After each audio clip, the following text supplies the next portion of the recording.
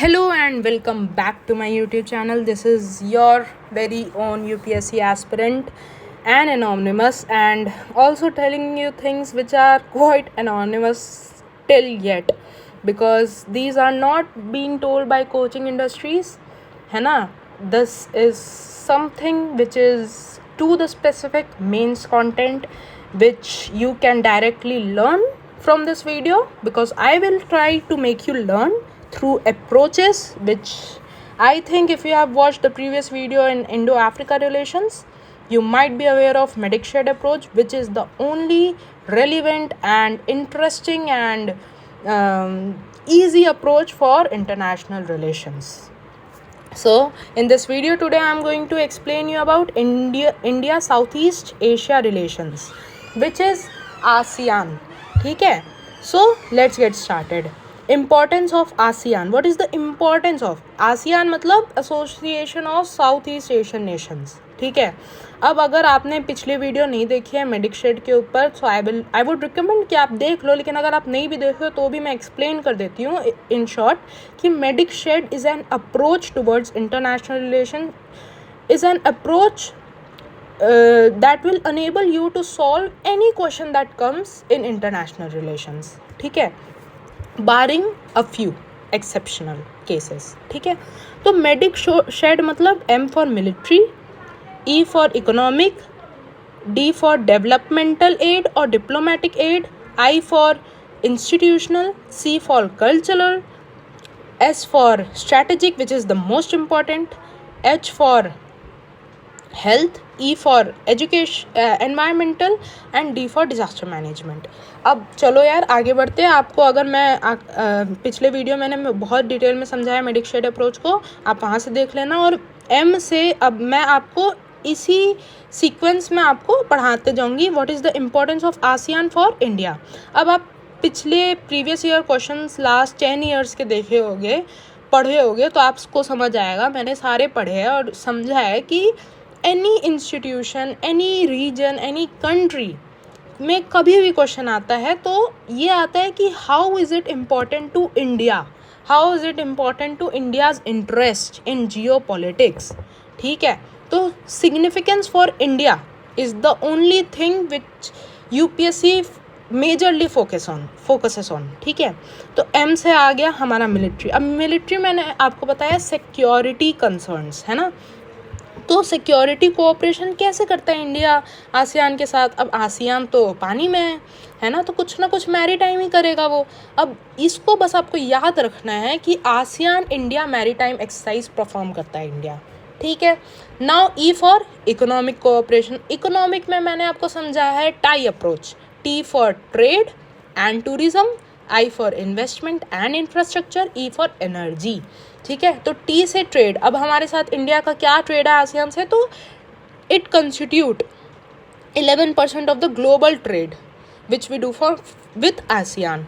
और FTA free trade agreement भी है इंडिया का आसियान के साथ.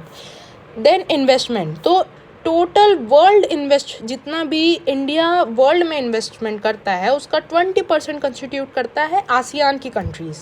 20% आसियान में इन्वेस्ट करता है India.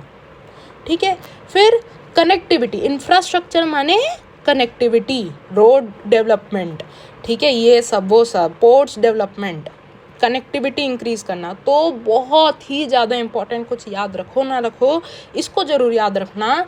IMT trilateral highway, India Myanmar Thailand trilateral highway India is developing in cooperation with ASEAN to increase connectivity with Northeast, because we have a very minimal connectivity with Northeast, a very small region that connects India to Northeast, which is known as Siliguri corridor, also known as Chicken Neck corridor.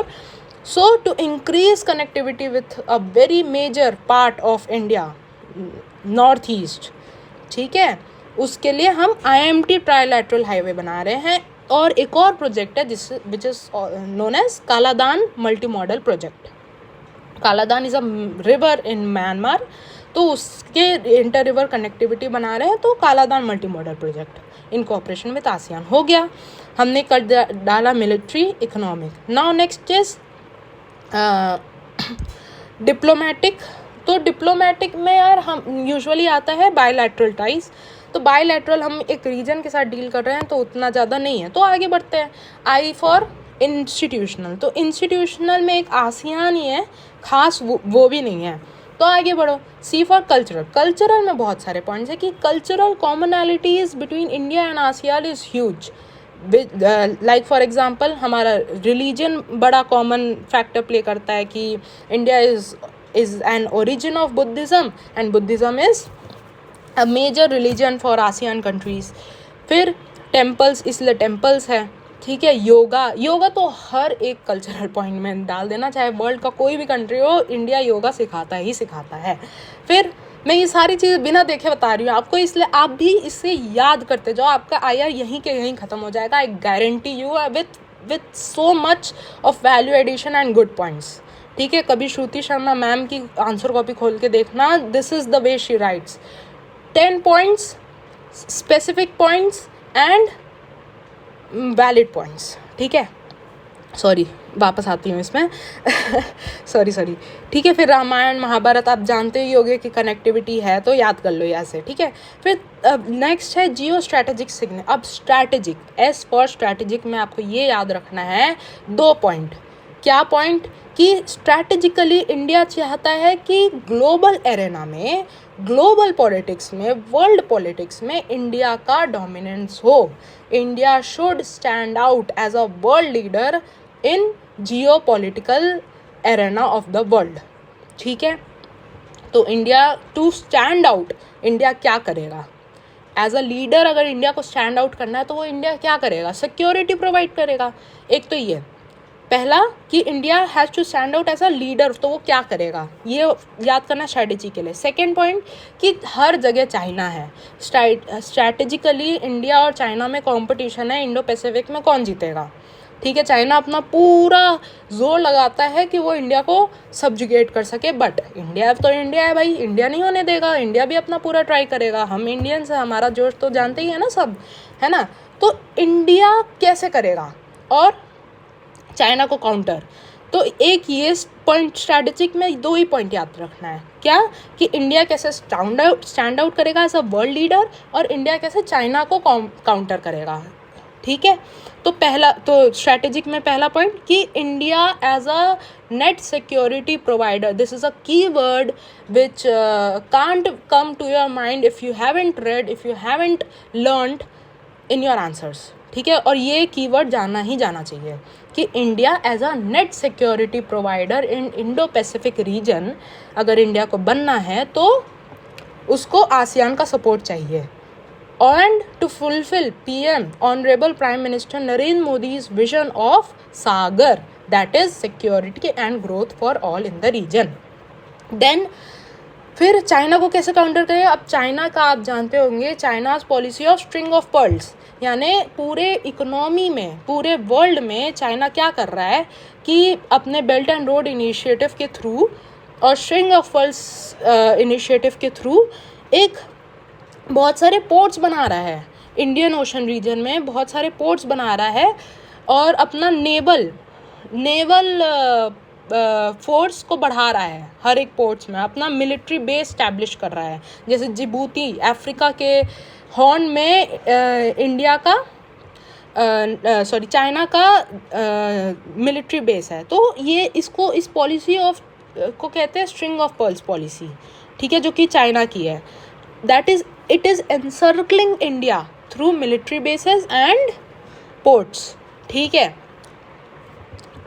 But to counter this, अब India भी तो भैया competitor है ना, full है ना, तो India अपना क्या बनाएगा इसको काउंटर करने के लिए? नेकलेस ऑफ डायमंड बनाएगा, यानी उस स्ट्रिंग ऑफ पर्ल्स को काउंटर करने के लिए इंडिया भी नेकलेस ऑफ डायमंड बनाएगा। That is different ports, different military camps in this Indo Pacific reason. समझ आ गया? लास्ट पॉइंट यही, मतलब 6 पॉइंट यही है कि to counter in China string of pearls by India's necklace of diamond. अब मैं आपको सारा चीज़ बताई हूँ, लेकिन ये पॉइंट वाइज ही बताया है मैंने। I hope you are listening and following the points. अब 7th ये आ जाएगा कि environment, medic shed, E for environment, S तक मैंने बता दिया, ई फॉर एनवायरनमेंट। अब एनवायरनमेंट में कभी भी याद रखना कि हमें सस्टेनेबल डेवलपमेंट करना है, ठीक है। मराइन रिसोर्सेज को हम एक्सप्लोर तो कर रहे हैं, but with exploration we also have to do preservation and sustainable management of these resources. तो इसके साथ हम आसियान के साथ कोलैबोरेट कर सकते हैं इस चीज़ के लिए, ठीक है। तो कभी भी पानी का है, अगर पानी में कोई भी कंट्री है तो आप ब्लू इकोनॉमी पॉइंट को याद ही रख लो कि श्रीलंका के भी साथ ब्लू इकोनॉमी, अफ्रीका के भी साथ ब्लू इकोनॉमी डाल देना, आसियान के भी साथ ब्लू इकोनॉमी डाल देना, जापान के भी साथ कर देना, मतलब ऐसे कर देना, ठीक है। Now let's come to challenges. Sorry, security challenge. तो सिक्योरिटी, अब मिलिट्री, पहले तो हम मेडिक शेड से चलेंगे ना, तो एम फॉर मिलिट्री माने सिक्योरिटी। अब सिक्योरिटी चैलेंज क्या है आसियान में? तो territorial dispute in South China Sea between ASEAN members and China. अब आपने सुना होगा कि Philippines ICJ international court of justice में चाइना का कंप्लेन लेके गया that it is encroaching into our area of territorial water, ठीक है। अब आप लोग को पता होगा कि एक होता है टेरिटोरियल वाटर, उसके आगे होता है एक्सक्लूसिव इकोनॉमिक जोन, उसके आगे होता है हाई सी, ठीक है। तो इनके टेरिटोरियल वाटर्स में चाइना अपना एक्सक्लूसिव इकोनॉमिक जोन बोल के एंक्रोच करता है, ठीक है। तो ये आप बस याद रख लो कि China is encroaching into the areas of ASEAN, और इस कारण से instability in this region due to China's hegemony in South China Sea, ठीक है। तो इन दोनों के बीच में डिस्प्यूट चलता रहता है, इंस्टेबिलिटी होता है। अब कहीं भी इंस्टेबिलिटी होगा तो वो इंडिया के लिए परेशानी वाली बात होगी, क्योंकि ट्रेड नहीं हो पाएगा, सिक्योरिटी चैलेंजेस होगा। अगर हम शिप लेके जाएंगे हमारे ट्रेडर्स, है ना, तो बाहर मारपीट चल रहा है चाइना और फिलीपींस के बीच में, हम भी मर जाएंगे बीच में आएंगे तो, ठीक है। ऐसे मतलब ऐसे इमेजिन कर सकते हो। तो सिक्योरिटी चैलेंज है एक, ठीक है। दूसरा, मिलिट्री में वही याद करना है यार कि सिक्योर होना चाहिए हर चीज़, ठीक है। सेकेंड इज़ इकोनॉमिक में वेरी वेरी इंपॉर्टेंट ट्रेड के लिए एक अग्रीमेंट है साउथ ईस्ट एशियन नेशंस के साथ, आसियान के साथ। RCEP एक अग्रीमेंट है जो कि जापान ने भी साइन किया है, चाइना ने भी साइन किया है। This agreement is known as regional comprehensive economic partnership, की FTA रहेगा। जितने भी लोग इससे साइन करेंगे ना, सबके आपस में FTA हो जाएगा, ठीक है। लेकिन अगर इंडिया भी इस चीज़ को साइन कर देगा तो दिक्कत क्या होगी कि चाइना के साथ इंडिया का FTA हो जाएगा। अब ऑलरेडी हम चाइना के साथ $99 बिलियन के ट्रेड डेफिसिट में हैं, ठीक है। अब अगर FTA इंडिया चाइना के साथ साइन कर देगा ना, तो मतलब हमारे इंडिजिनस इंडस्ट्री तो डूब ही जाएंगी, है ना, क्योंकि सारा का सारा मतलब बिल्कुल डंपिंग ड्यूटी नहीं, एंटी डंपिंग ड्यूटी लगा नहीं पाएगा इंडिया, और सारा का सारा चाइना डंप कर देगा अपना एक्सपोर्ट्स को इंडिया में। So that's why India is not signing RCEP, but ASEAN wants India to sign RCEP. So this is one of the challenges. तो आपका इकोनॉमिक में एक तो RCEP का चैलेंज हो गया। दूसरा कि हमारा there is a widening trade deficit that is happening between India and ASEAN in favor of ASEAN. That is we are in the trade deficit with ASEAN, कि हम एक्सपोर्ट ज़्यादा करते हैं, इम्पोर्ट ज़्यादा करते हैं, एक्सपोर्ट कम करते हैं, ठीक है। तो हमारा ऑफकोर्स फॉरेक्स कम होगा, ठीक है। फिर फोर्थ है कि स्ट्रैटेजिक में आसियान BRI ज्वाइन किया। अब चाइना और इंडिया में कंपटीशन हो रहा है, स्ट्रैटेजिक डोमिनेंस इंडिया को चाहिए, लेकिन आसियान चाइना का BRI अगर ज्वाइन कर देगा, आसियान बोलेगा कि हाँ चाइना आप आओ, पोर्ट्स बनाओ, क्या दिक्कत है, ठीक है। तो अगर ये अलाउ कर देगा आसियान, तो इंडिया के लिए तो मतलब दिक्कत हो गई ना, चैलेंज हो गई। तो इसलिए ASEAN joining BRI of India and India opposition for the same, Indian opposition for the same. Fifth point, weakened centrality of ASEAN in Indo Pacific due to presence of Quad and AUKUS. अब मैंने आपको बताया था कि centrality of ASEAN है in act east policy, ठीक है।